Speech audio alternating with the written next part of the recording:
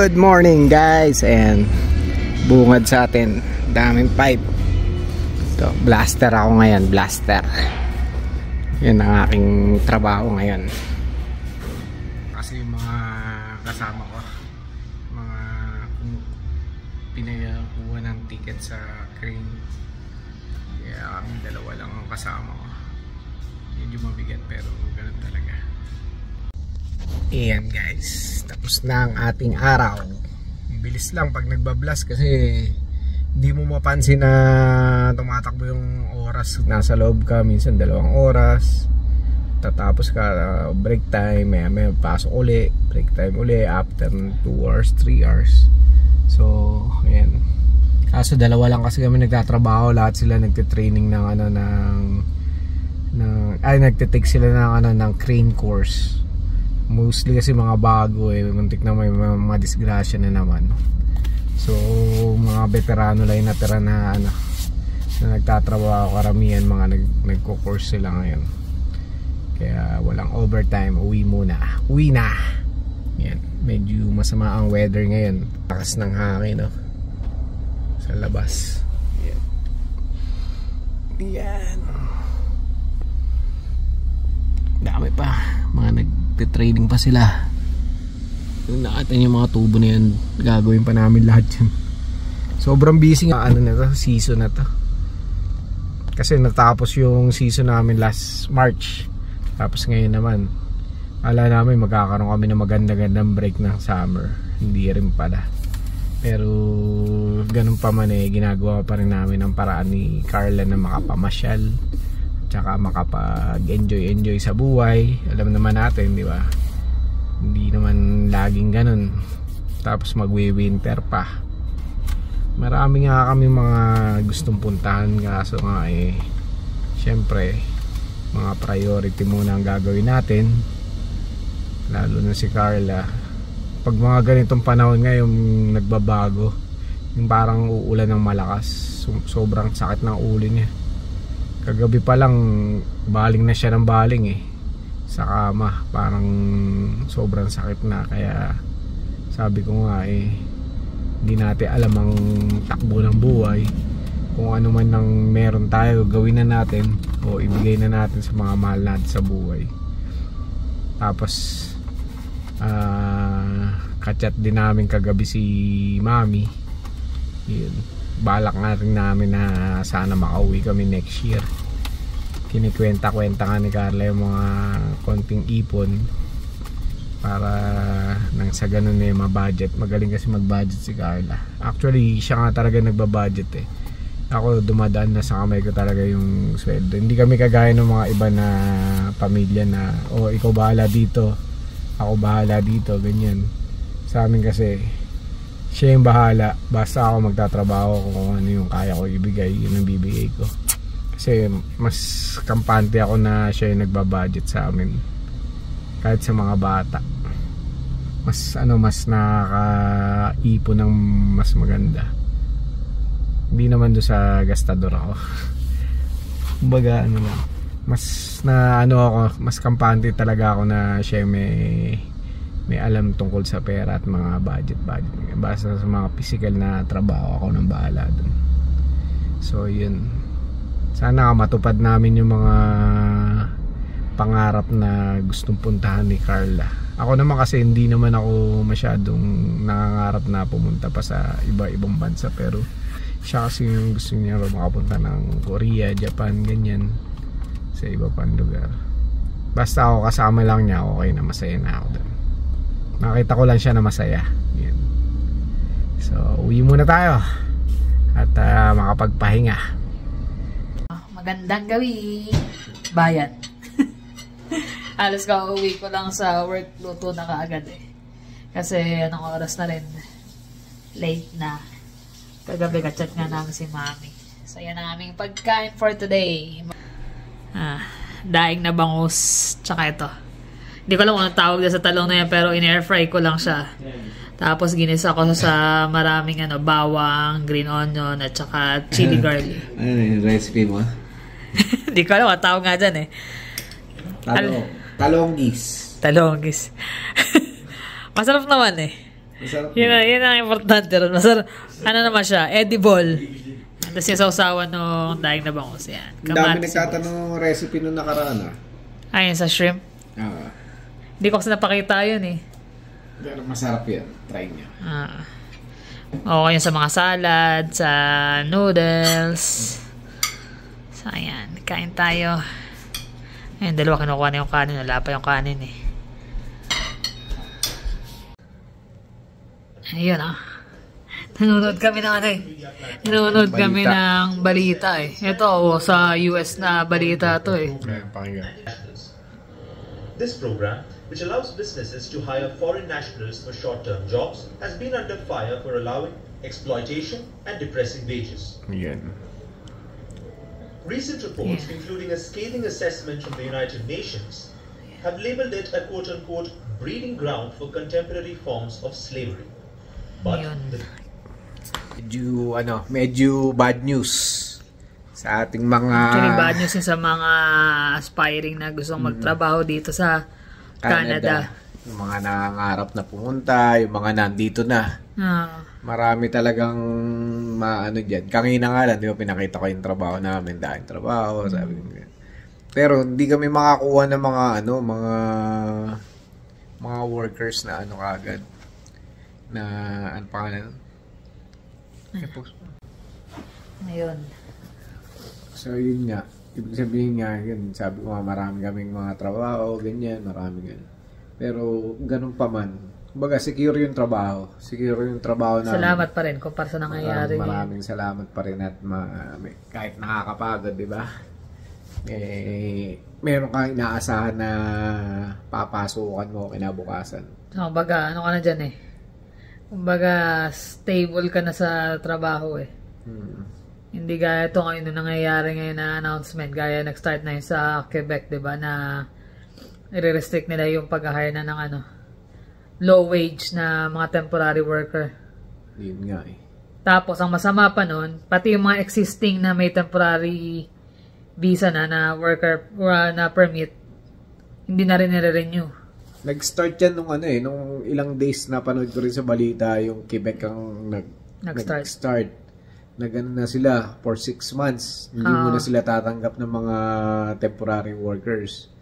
Tapos limit lang muna. Kumbaga, stop muna. Ang hirap nun kasi daming temporary foreign workers sa ganung ng mga low wage eh. Paano na pagka gaya niyan, kung hindi ka pa pwedeng mag-apply ng PR. So, kailangan mo i-renew yung para may status ka. Kung abutan ka ng expiry. Mahirap yan. Wala kang choice kundi umuwi. Sayang naman yung yung effort sinakripisyo mo tsaka effort mo papunta dito. Usually, ang work permit is 2 years lang naman. Marami maapektuhan nun. Kasi nga naman, ito kasi yung yan, number 1 reason. Kahit naman yung mga ibang mga kasama ko na Canadian, yung mga anak-anak din hindi rin makaland ng trabaho, hindi do sa tamad sila. Dati raw na ang bilis. Punta ng 7-Eleven, punta Jeremy ng Tim Hortons. Ay, tamas Jeremy na lang, di ba? McDonald's. Ngayon daw, hindi talaga kasi mas nasasapawan sila ng mga temporary work permit na workers. Kaya yun ang reklamo nakarating sa dami na nagrereklamo ng mga Canadian na yung mga anak nga nila hindi na makuha kahit entry level na trabaho. So usually dito pagka mga ganyan summer, mga bata talaga or part-time, doon sila nag-start na experience nila. Ang ang temporary foreign worker, bago ka makakuha nun, kailangan may LAMIA. Ang isa sa mga kapag kumuha ka ng LAMIA, dapat ma-prove ng employer na wala siyang ma-hire na Canadian or permanent resident sa position na yon para makakuha siya ng galing sa labas. Nangyayari ngayon, na-approve na, mabilisan. Tapos kasi na-abuse talaga yung na yan. Yung temporary foreign worker. Kasi nga naman mas mababa ang nila eh. Mas mababa, tsaka mas nakakakuha sila ng mga pamilya nila. Sa totoo lang, lalo na yung may mga negosyo dito ng mga ibang natin. Hindi naman sa kung ano tayo, yung mga Pilipino, hindi naman puro Pilipino, diba? Maraming immigrants na ganun na nangyayari. Immigrants, so. Kagaya ng mga Indian establishment, pamilya nila yung kinukuha nila. Usually, pag pumunta ka ng Tim Hortons ngayon dito, usually, mga pag-Indiano may-ari, lahat yung Indian din ang hinahire nila. So, same lang din naman kahit sa ibang lahi, kahit sa atin. So, ang nangyayari ngayon, yung mga bata na aspiring na mga gusto magtrabaho, wala na, pahirapan na. Hindi sila nakakuha agad. Tapos yung mga, siyempre, mga immigrant na landed dito, may mga anak na dala yan, siyempre. Mga nag-aaral din. So, mag-a-apply din sila, try din nila. Hindi sila mabibigyan ng pagkakataon makapagtrabaho. Tsaka talaga spike talaga yung pagtaas ng population. Sobrang taas, 15% daw eh. Pero mo yun, laki nun. Hindi naman kayang i-provide lahat yun. Siyempre, kaya daming unemployment Biruin nyo, biglang taas ang unemployment. Walang pabahay. Ngayon, nag-announce nagtayo ng building ang yung University of Calgary.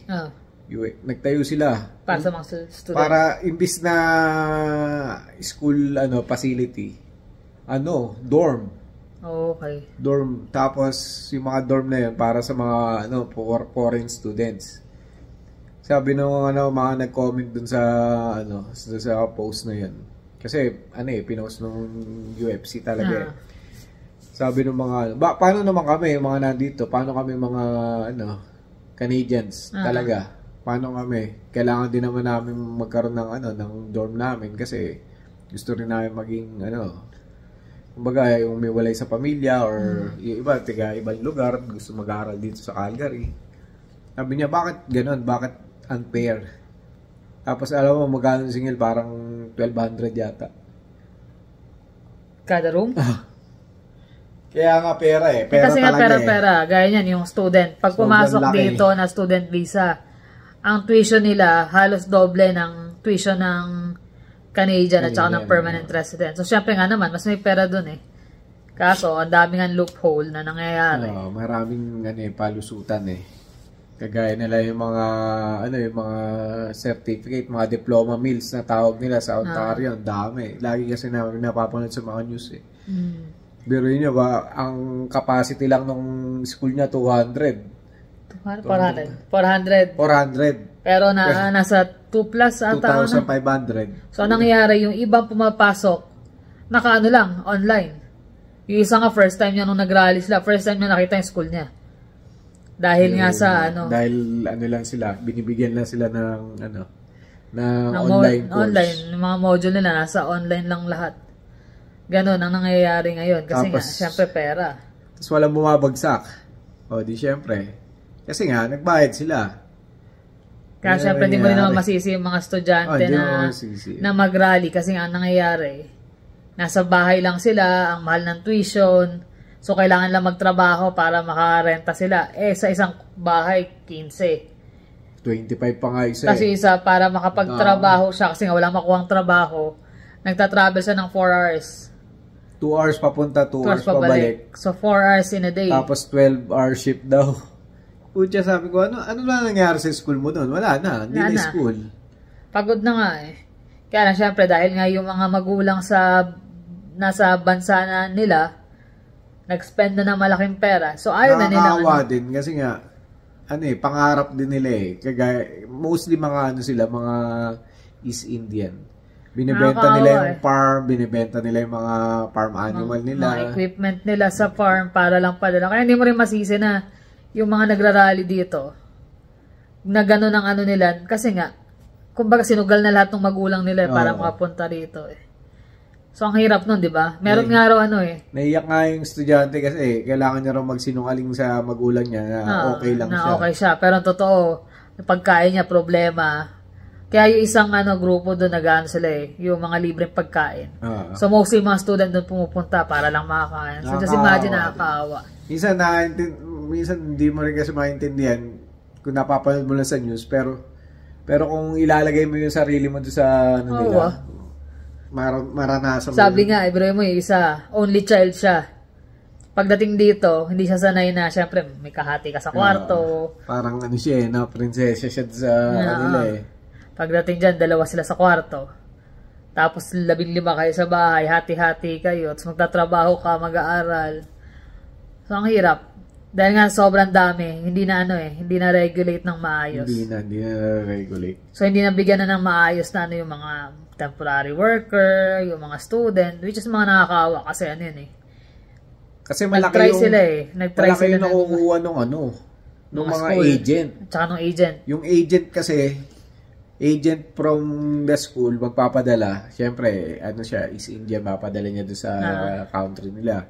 Yung nasa country nila, agent, yun yung mangbobola ng mga estudyante, ganito, ganyan, makakalag ka agad ng mga ang daming promises. Tapos ganito lang, mabibigyan ka agad. Ang bilis nga daw. Easy nga lang daw kumuha ng PR. Kaya nagtataka dapat daw, kumbaga, wag mong i-mislead yung mga yung mislead talaga nila. Nag-a-apply. Siyempre, ikaw, kung gusto mo sumugal, sige, try natin, madali pala, ganito, ganyan, pera lang kailangan. So, pagdating dito, ganyan ang mangyayari. Nakakaawa yung mga estudyante talaga. Kagaya nung sabi nga ni Ricky, diba, yung 700, napauwi yata yun eh. So, diba, ilan daw nagpapakamatay na hindi naman na ibabalita? Yun, mga nagpapakamatay ng mga estudyante dahil so, sobrang hindi na nila kayang tiisin yung nasabihin sa magulang nila na ganito nangyayari sa akin. May isa pang nag-trigger diyan eh, kaya si Justin Trudeau. Yung Japanese na ano ba yun, yung sa UN. Siya yung nagsabi na ang Canada raw ang modern day slavery kung tutuusin daw ang Canada raw talaga. Sa UN yan, di ba? Sa United Nations. Kaya siguro nag-trigger na rin talaga na i-stop na muna ganyan. Mahirap talaga. Mahirap adjustment. Kaya lang kailangan na talaga din. Kaya lang kawawa rin yung mga, kumbaga, inabutan. Na, syempre, yung mga nandito niyan, gumastos yan, lalo mga temporary foreign worker, kung may agency ka pa. Diba? So, ang laki ng utang mo, tapos sabay sasabihin na hindi ka pwedeng makapag-renew na after. Ganun din ang naranasan ko nung nasa Korea ako na laki ng utang ko eh. Lahat naman basta nag-abroad, diba? Laki ng utang Tapos, siya rin, ang utang din siya nung kaya lang yung inutang niya sa pamilya lang, di ba? Yung sa akin, sa agency may lending sila, kaya laki ng tubo. Sa atin, dito nga bawal talaga yung ganun kaya lang, syempre, kagustuhan mo umalis, may mga nag-ano na ganun, babayad ka. Basta isip mo, makarating ka ng Canada, o ganito, ganyan, kasi may mga pangarap ka nga. Kaya kawawa yung mga inabutan ngayon na ganyan. Nakakaawa yung pangyayari na yan. Tsaka, marami talagang, hindi lang mga Pilipino ang maapektuhan, lahat ng mga immigrants na aspiring talaga maging Canadian. Tsaka ako, na-feel ko yun kasi foreign, doon ako nag-start temporary foreign worker Parang kakabaka lagi nun, pag nagbabago so, nung nag-apply nga lang ako ng PR na parang ang tagal ng process, andun na yung kaba mo na, naku, baka mamaya masayang, ganito, ganyan. So, what more pa yung ngayon na ganyan na umaasa ka, alam mo, madadala mo yung pamilya mo, nandito ka na. Sabay sasabihin, hindi ka makakarenew ng work permit mo. Kung popost namin yung mga link nung yung mga link ng mga pwede nyo tingnan. Para malaman nyo rin kung ano yung pwedeng maging strategy nyo, paano gagawin, di ba? Kung anong move on. Kaya lang by September, September 3? September 3. Lagay lang namin yung mga yung headline nila para at least. Itong pinapanood namin na news na to sa Washington to, hindi sa Canada. Kanina sa Canada. Pero biruin mo, binalita rin mula sa Kasi malaki. Pero sana nga, magkaroon ng, kumbaga, kung gagawin man nila yan, sana yung mga nandito, i-absorb na nila. I-retain na nila na okay, pwede to. Pero yung mga parating pa lang. Yun siguro muna ang lagyan nila ng okay, ganyan lang buwan muna kasi tayong stop. Kasi mahirap Kawawa yung mga nandito na kumbaga, expected na nila na ang laki na ng hope mo pag nakapasok ka na Tapos biglang i-announce na ganyan. Papauwiin ka pa. Nila ng magandang, kumbaga, paraan. Sige, yung mga nandito, okay na. Let's say, in 6 months, hinto muna tayo ng pag-hire galing sa labas. yun okay pa. Pero yung pati yun nandito kasama. Alam niyo naman sa atin, alam niyo naman yung mga kapitbahay natin, si ano yun nag-Canada, tapos umuwi, ganyan, walang nangyari. Hindi, yung kung mangyayari yun, huwag mong iisipin talaga yung iniisip ng iba eh. Wag kayong doon, wag kayong papatol doon sa mga ganun. Hayaan nyo na lang sila. Basta kayo tuloy nyo lang yung dasal nyo, tsaka yung pangarap na maitaguyod nyo yung pamilya nyo sa anumang paraan. So yung mga nandito na ng mga foreign worker, kapit lang. Baka may magkaroon pa ng changes or o magawan pa ng paraan. O kung pwede ka na mag-apply ng PR, ipasok nyo na, i-apply nyo na para kahit paano on process na. Extend ka na lang siguro. Kaya yung mga iba namin mga subscriber na happy kami sa kanila pag message na kami. Okay na yung PR namin, ganyan. Okay yung kaya ito na, dito na po kami sa Canada. Nakakatuwa. Nakakatuwa. Kaya hoping pa rin kami na sana magbago pa rin, or yun nga, sabi nga ni Carla, yung mga parating pa lang, yun na lang yung pigilin, wag na yung mga nandito na. Kasi mga nandito na, ang dami ng sinugal niyan eh. Marami na. Tsaka yung nila, yung hopes nila talagang sobrang laki na. Yung, lalo kasama yung mga bata, yung mga pamilya. Na kapag medyo adjust na doon sa environment. Yung nakakalungkot lalo yung mga bata. Kaya nga, nakakalungkot, pero sana dasal na lang talaga na maging okay pa, kumbaga magkaroon ng ibang atake yung gobyerno para dyan. Kasi nalilimit yung mga yung mga pagkakataon din ng mga bata, kasi yun yung nila Siyempre, priority nila kasi yung yung mga citizen at saka PR na nandito na. Tsaka bukod pa doon, may mga employer din talaga na kagaya ng mga cash job, yung mga ganun. Yung mga mga trabaho na under the table.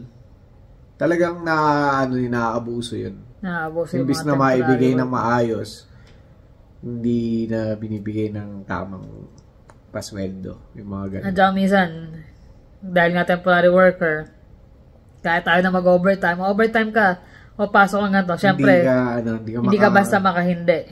Hindi ka makahindi. Kasi wala ka, kumbaga, temporary worker lang ang visa mo. Kaya iba na abuso talaga. Hindi ka basta-basta kahit masama na yung pakiramdam mo, pasok ka pa. Alam mo naman, mga Pilipino, ganyan masisipag talaga Kahit nahirap na, pagod na, pasok pa rin. Yun na nga, lang, sana maging okay at maging maayos pa ang lahat. Ito, panimula pa lang naman, pwede magbago yan anytime. So, yung mga may application dyan, check nyo mabuti. Check nyo mabuti yung, sa CIC, immigration site, para, kumbaga, updated kayo every time. Yung sa amin naman, na-share lang naman namin, para lang din sa mga viewer. Yung mga kaibigan natin yan na temporary, sana. Temporary, tsaka yung mga gustong pumunta pa rito. Ayan yung mga nangyayari ngayon. Medyo talaga. Medyo ganun-ganun. Dahil sa UK, nagkakagulo rin. Sa mga ibang part ng Europe, mass immigration na nila. Problema. So, alam mo na, ang Canada parang rin ng... dami. Base ng pasok ng rito Parang Europe din ang dating yan Parang medyo rin Kumbaga, rin sila, di ba? Nakikisabay lang din. Pero hindi naman magulo dito. Hindi kagaya doon sa nagkakagulo na. Hindi naman magulo. Kumbaga, yan lang. Tapos may mga ganyan biglang announcement na biglang pagbabago na ang daming maapektuhan. Yung mga protesta naman dito sa medyo naman kalmado naman, hindi nagkakaroon ng sakitan. Yun na mahirap pagka gano'n na, iba na yun. Meron kasi sa mga ibang lugar na gano'n Pero dito sa Canada, hindi pa naman nagkakaganon. Kaya hindi umabot sa gano'n dahil dyan sa mga issue na ganyan. Hindi malabo minsan. Pero sana maayos pa. Magkaroon sila ng maayos na pag-regulate ng mga ganyan sa immigration. Kaya kailangan mo nang mag-travel. Bakit? Mag-relax na lang. Sabi ko nga sa Sa unang part ng vlog ipapasyal na kita. Bakit ako lang? Ako lang ba may gasta? Hindi, akong tour guide mo Utot mo. Tour guide, tapos pagdating doon, saan ba tayo dir? Saan mo gusto pumunta dir? Lagi ako tinatanong, lagi ako saan mo gusto, kung saan ka masaya, doon ako. Hindi, ako nga yung Alin? yung ganun sa'yo Ha? Ako hindi. Ganun din, syempre. Give and take lang, pareho naman tayo. Talagang ayaw ko, pinapahirapan talaga ako pag ganyan ang weather. Sakit ng leg niya, kagabi pa Kala ko nagdadabog Sabi niya, parang ka nagdadabog Ikot na ikot, para tornado maliit Tornado maliit. Ganun, nagigising ako Ang hirap kasi, alam mo yung pressure mo sa ulo, tapos parang hinahatak nga yung mga ugat mo dito, sa ulo, pababa. Ganyan pag nagbabago, no? Tapos sabi niya, kasi uulan Uulan ba? Sabi ko saan? Sabi sa uulan. Uulan na talaga Sabi ko kaya pala. Kasi kahapon pa talaga start na siya ng iba sakit. Masama na yung pakiramdam mo. Ay, yung panahon kahapon pa, di ba? Oo. Medyo kulimlim, malamig, ganyan. Kaya siguro ganito. Iba talaga pagka yung maulan. Nakakainis. Pero nung nag-snow, hindi naman Hindi ko pa alam. Kasi bago pa lang ako bago Malalaman na yung winter na ba pagdating. Sana hindi. Sana wag kasi ang hirap. Pero laban din, syempre, kailangan pa rin lumaban, magtrabaho. Hindi ako pwedeng magmukmuk sa bahay dahil sa mga ganung bagay lang. Kaya yan. Mas marami pang nahihirapan. Mas maraming namumblema, mas mahirap ang buhay. Yun lang, talagang yung sakit na to, kung nakakaranas ang iba ng sakit na yan, hindi basta-basta. Kaya lang ako, parang nagpapaka-positive. Tornadong maliit. Ikot.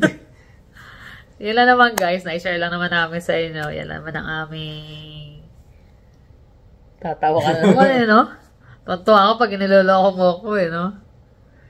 So paano guys, thank you for always watching. See you in the next vlog. Bye.